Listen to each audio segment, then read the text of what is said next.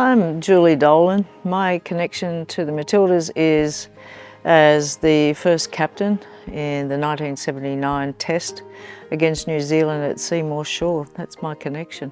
Right now we're in sunny Wagstaff. When I'm not working, it's a good coffee.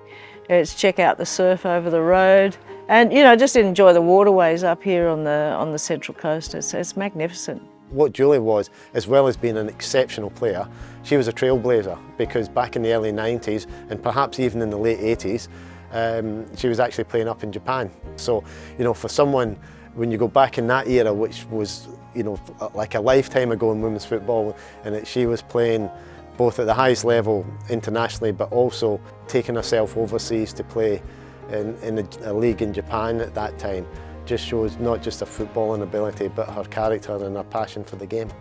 In the early days, I remember just playing football with the boys in the backyard. And if you've ever played footy with the boys in the backyard, it's on.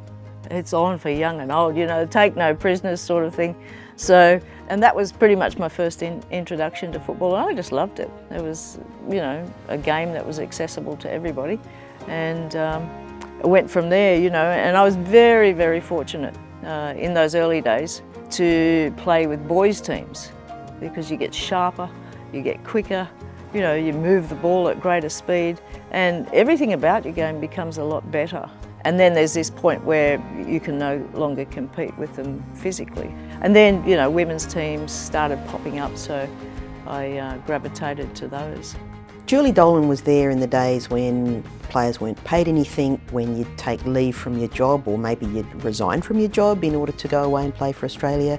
So, there was never any economic reward.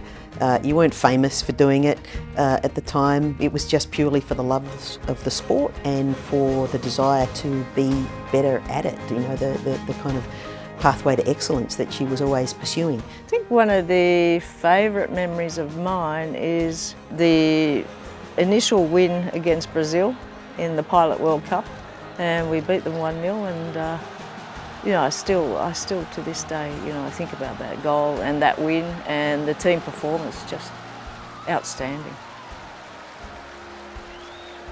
The changes that have happened, there's been exponential growth, and if I was sitting here still talking about, geez, we can't get any funding, we can't get any media coverage, we can't do this, we can't do that, we're still playing in bodgy little parks somewhere, then I'd be really, really disappointed that, we hadn't achieved anything in 40 years. So when I look at the growth these days, it's every pioneer's dream.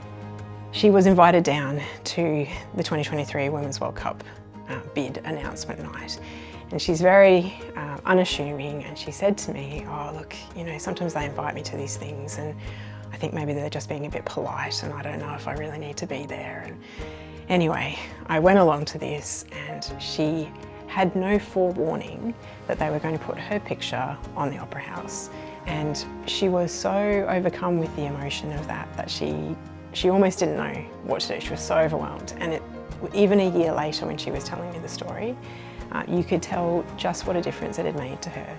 They lit up the Opera House with a 2-minute reel, promotional reel, celebrating 40 years of women in football. And I was just watching away, and there's this image of me. It was, one journalist described it as an out-of-body experience, and it really was. And I was just floored. And that whole 2-minute reel just, it spoke to a lot of people about how far that game has come. So, I do remember driving back over the bridge that night, and I looked across and there's me on the Opera House again, and I swear I nearly drove off the bridge. I was like, oh. It's just the most bizarre experience. It goes to show that for the pioneers who played 40 years ago, she probably has less than a handful of pictures of her time.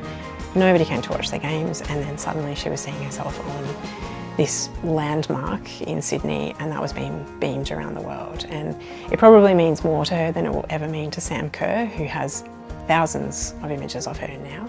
But it really, for me, sort of hit home about just how special it was and just how much she appreciated that the history was being remembered, but also that, you know, how far women's football had come.